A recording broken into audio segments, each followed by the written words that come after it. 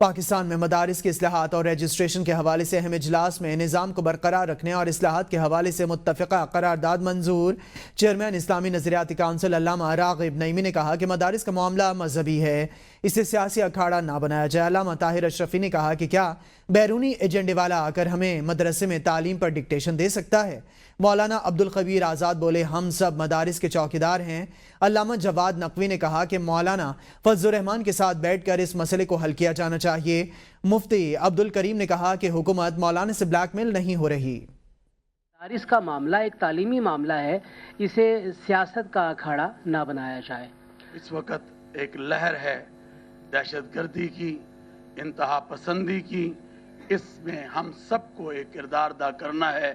ضرورت ہے کہ وحدت اور یونٹی کو پیدا کیا جائے۔ بحران تو پھر حکومت نے کھڑا کیا ہے اور مدرسوں کی گردن میں ڈال دیا ہے، اور آج مدارس اور علماء آمنے سامنے آ گئے ہیں۔ یہ فضا افسوسناک ہے۔ ہم ہرگز علماء کا آپس میں تصادم نہیں چاہتے، مدرسوں کا نہیں چاہتے۔ اس معاہدے کو 5 سال گزر گئے، مسائل کا حل ٹیبل پہ ہوتا ہے، اس کو حل کیا جاتا ہے۔ 18,400 مدارس نے اس سسٹم پر اعتماد کیا ہے۔ ہم نہیں چاہتے کوئی قافلے چلیں، کوئی مظاہرے ہوں۔ اگر ہر بچہ مدرسے میں جا رہا ہے تو اس کی رجسٹریشن کیوں نہ ہو؟ اور رجسٹریشن ہونے سے کون سا ایسا اقدام حکومت نے اٹھانا ہے جس اقدام سے کسی کا ذاتی نقصان ہوگا؟ یہ پہلی دفعہ ہے کہ حکومت مولانا سے بلیک میل نہیں ہو رہی اور ہمیں ان کے ساتھ کھڑا ہونا چاہیے۔ مولانا فضل الرحمان صاحب مدارس کے نمائندے نہیں ہیں، وہ سیاست کے نمائندے ہیں۔ مدارس اجلاس سے خطاب کرتے ہوئے وفاقی وزراء نے کہا کہ مولانا فضل الرحمان قابل احترام ہیں، ان کی بھی تجاویز سنیں گے۔ رجسٹریشن کا مقصد ہرگز مدارس کو کنٹرول کرنا نہیں، مدارس کے طلباء کے لیے عصری تعلیم کے معاشرے پر مثبت اثرات مرتب ہوں گے۔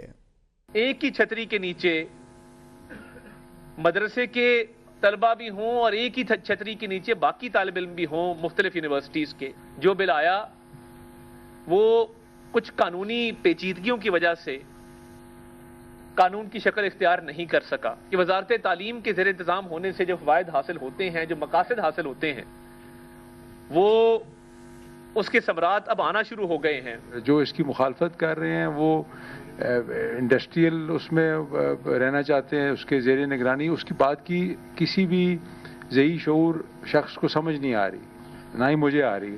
یہ فیصلہ تو 1835 میں انگریزوں نے کیا تھا کہ یہ تجارت کے ساتھ کیا جائے۔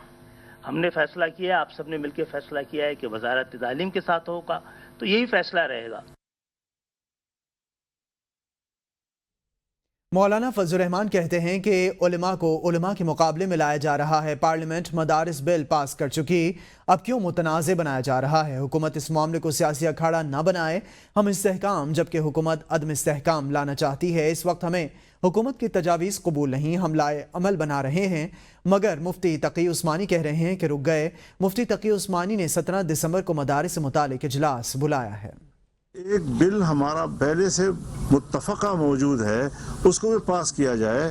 میاں نواز شریف صاحب اور شہباز شریف صاحب دونوں متفق ہو گئے تھے، پارلیمنٹ کے اندر کی تمام پارٹیاں اس پہ متفق ہو گئی تھی، اور سینٹ نے پاس کیا، قومی اسمبلی نے پاس کیا۔ اگر دوسرے ایکٹس پر وہ دستخط کر سکتا ہے تو پھر متفقہ اس دینی مدرسے کے اس قانون پر کیوں دستخط نہیں کر سکتا؟ نیا شوشہ چھوڑ دیا گیا ہے کہ یہ تو پہلے وزارت تعلیم کے ساتھ وابستہ تھے۔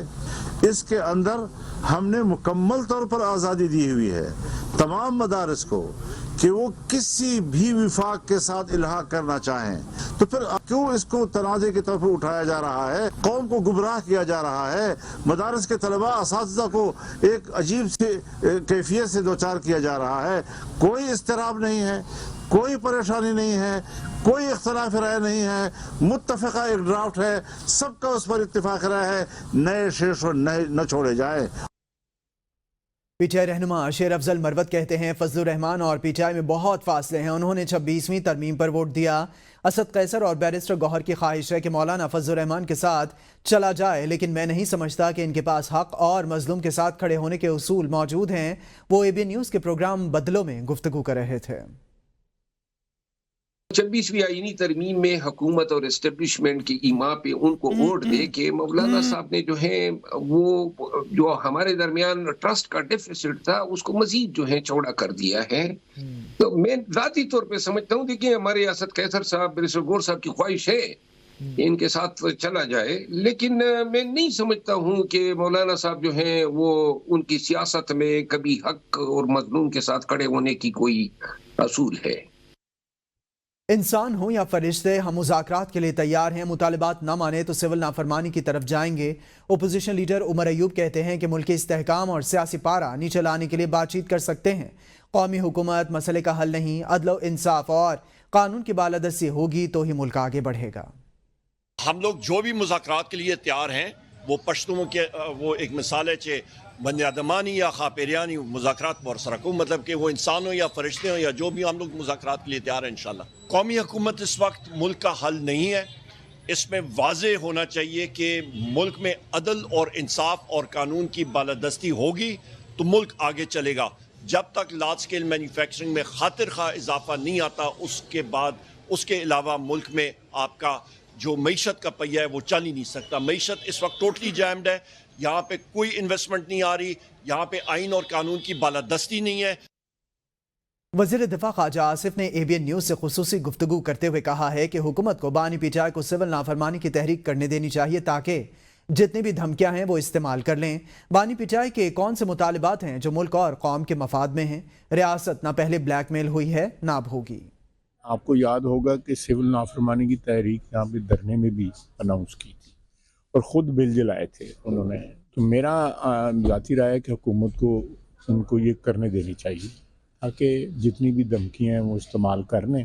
کوئی مطالبات تسلیم ان کا کون سا مطالبات ہیں جو ملک اور قوم کے مفاد میں ہے. ریاست جو ہے ان سے بلیک میل نہ پہلے ہوئی ہے نہ اب ہو.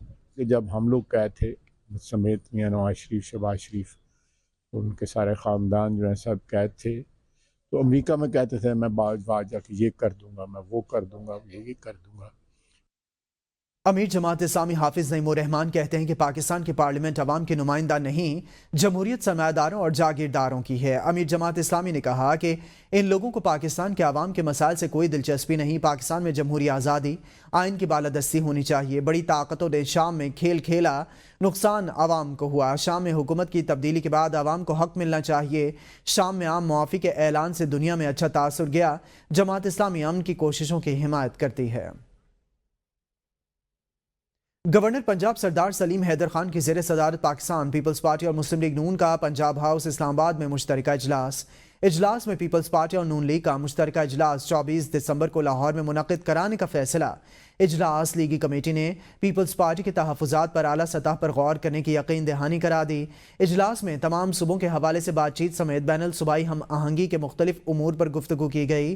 اس موقع پر گورنر پنجاب سردار سلیم حیدر کا کہنا تھا کہ ملکی استحکام میں سیاسی جماعتوں کا کردار کلیدی ہے. ذرائع کے مطابق ملاقات میں پی پی وفد نے گلے شکوے کیے. پی پی ذرائع کے مطابق مسلم لیگ نون نے پہلے بھی وعدہ کر کے عمل درآمد نہیں کیا. ذرائع کے مطابق حکومت نے پی پی کے تحفظات دور کرنے کے لیے وقت مانگ